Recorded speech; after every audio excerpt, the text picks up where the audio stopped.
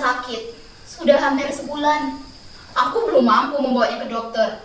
Kata orang, biaya berobat ke dokter itu mahal. Apa? BPJS? Dari mana kami bisa membayar cicilan setiap bulannya?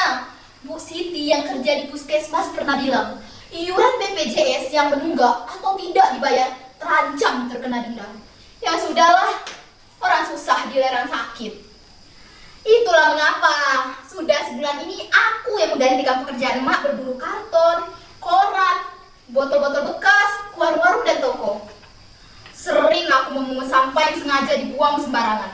Aku tak habis pikir, apakah orang-orang itu tidak tahu bahwa tindakan mereka itu bisa mencemari bumi yang kita tinggali ini. Sedangkan tong sampah dibiarkan kosong tak berfungsi sebagaimana mestinya.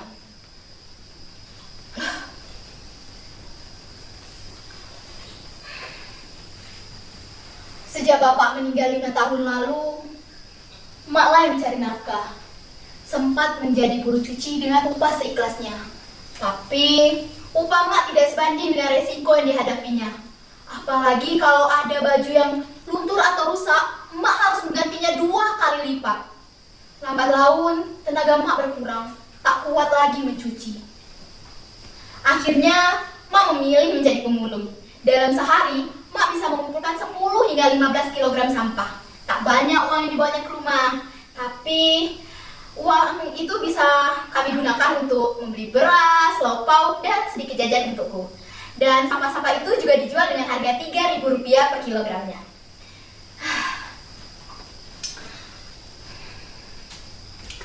Hujan, terik matahari, tak pernah menyurutkan semangat emak. Dengan segala keterbatasannya, emak berusaha untuk memenuhi segala kebutuhan sekolahku.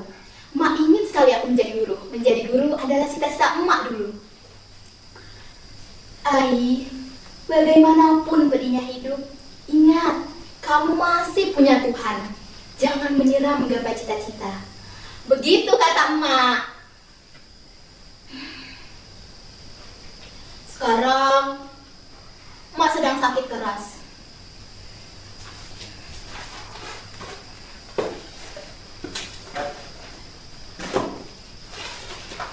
Barang-barang ini telah menyelamatkan hidup kami.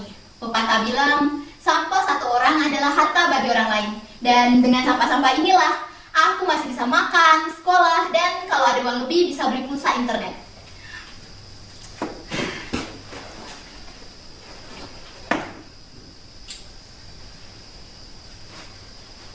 Lihatlah langit biru itu, Aini. Kesanalah matamu harus memandang. Apa yang kau lakukan akan menjadi cahaya bagi orang di sekitarmu. Berapa ribu ton sampah yang telah engkau dan emak selamatkan. Jika tidak, sampah-sampah itu akan menguburmu. Oh iya,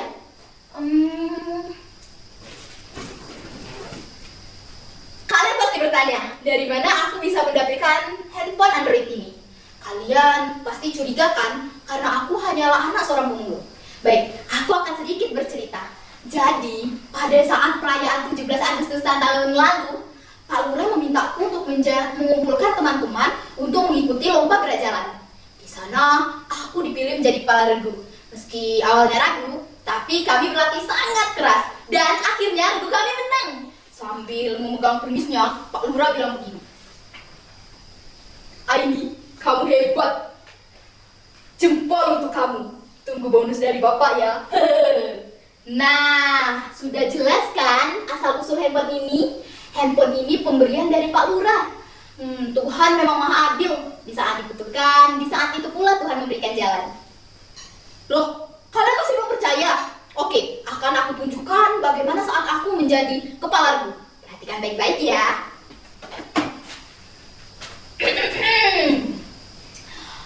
Maju, jalan, kiri, kiri, kiri, hormat, gerak, tegak, gerak, balik kanan langkah tegak maju, jalan, kiri, kanan, kiri, kanan. Nah, kalian sudah percaya bukan?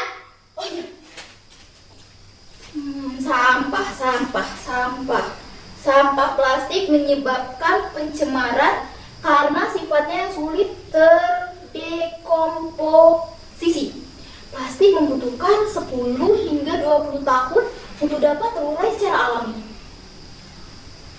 Sekarang Indonesia sedang mengalami krisis sampah plastik disebabkan oleh konsumsi setiap penduduknya terus meningkat, tetapi kesadaran untuk memilah sampah tidak ikut meningkat.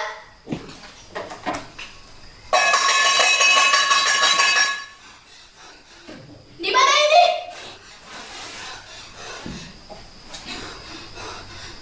Lagi pekat. Wah, aku akan mati. Haus. Di mana ini sebenarnya? Air. Di mana air? Air. Haus. Air. Ih. Kenapa airnya kotor? Bau.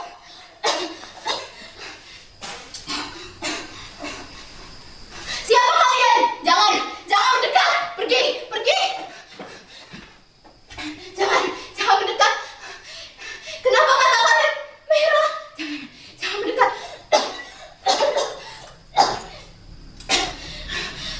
Tenggorokanku, kepalaku.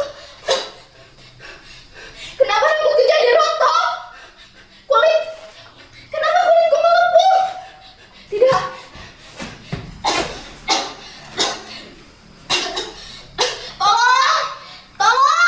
Tolong.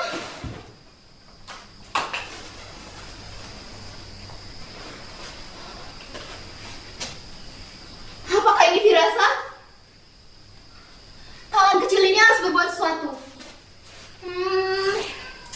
Apa ya yang harus aku lakukan dengan sampah-sampah ini?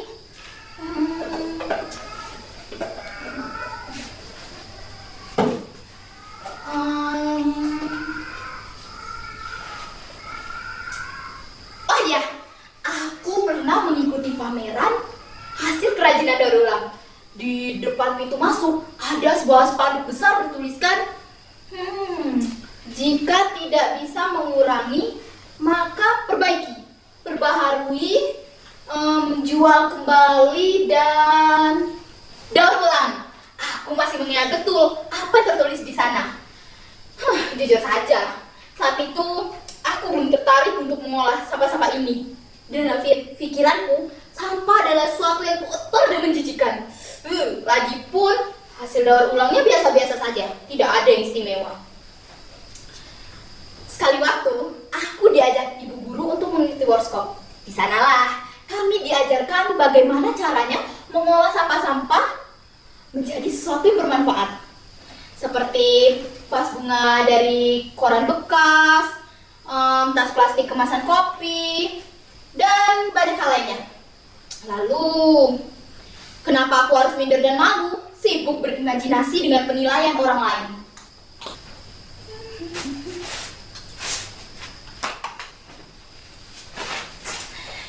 Cuaca sedang cerah. Aku begitu bersemangat merealisasikan rencana-rencana.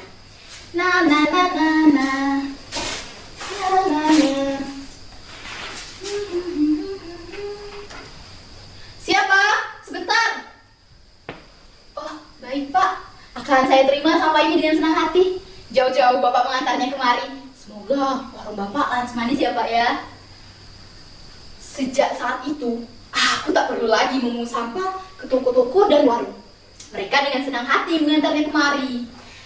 Akhirnya orang di lingkungan sekitarku paham tentang mengolah sampah dari rumah. Ini kemajuan berarti. Oh ya, lewat postingan media sosial, aktivitas daur ulang bisa ditonton lebih banyak orang. Dan semoga saja hal kecil yang aku lakukan bisa memotivasi banyak orang, terutama teman sebayaku.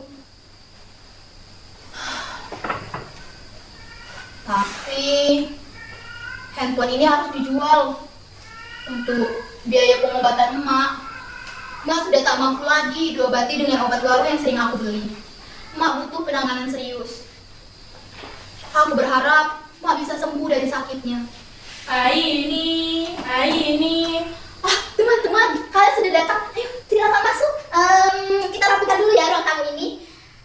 Bagaimana kalau kardus di sebelah sana, botol-botol di sudut sana, dan kartu-kartunya di sebelah sana. Lalu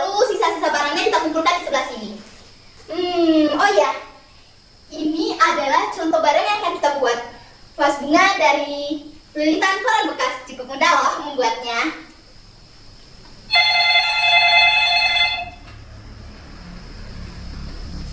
Halo Pak. Oh iya betul, saya Aini Pak. Oh baik Pak. Kapan jadwal pamerannya Pak? Oh iya Pak, baik.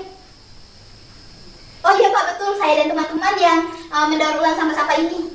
Oh iya Pak, ya silakan mampir untuk melihat-lihat. Oh baik Pak, baik. Oke, terima kasih banyak Pak. Teman-teman, kita mendapat undangan pameran bulan depan. Yes, akhirnya hasil daur ulang kita akan dipajang bersama pengrajin lainnya. Tapi bagaimana kalau hasil karya kita jelek? Mereka akan menertawakan, menganggap kita tak profesional. Apa kita tolak saja ya? Aduh, tidak. Kita harus optimis, percaya diri dan yakin. Ini kesempatan bagus. Lebih inovatif lagi, lebih kreatif lagi. Oke, teman-teman, kita harus lebih semangat. Untuk hasil daur ulangnya sesuaikan dengan gambarnya ya. Lalu ini di bagian sini, ini loh, jangan terlalu pendek memotongnya, nanti sulit loh menyambungnya. Terus yang ini harus terlihat lebih rapi lagi sudutnya. Coba sebentar, kita foto dulu. Bagaimana kalau dari sudut sini? Oke, begini. Nah, hasil daur ulang yang sudah jadi nanti akan kita letak di sebelah sini saja ya.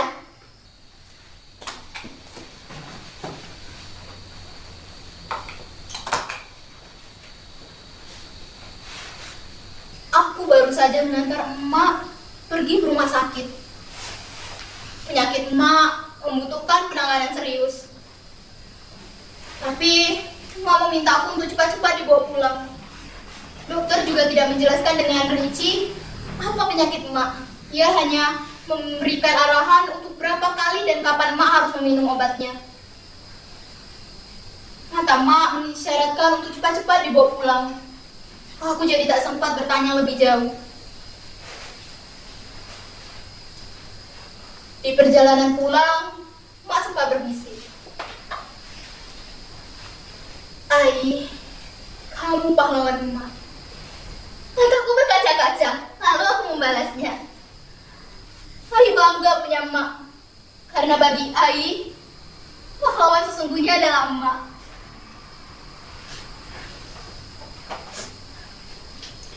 Oh ya, hari ini Lingga, Kiki, dan Eza akan datang ke rumah. Mereka akan membawakan botol-botol bekas yang telah dipungutnya.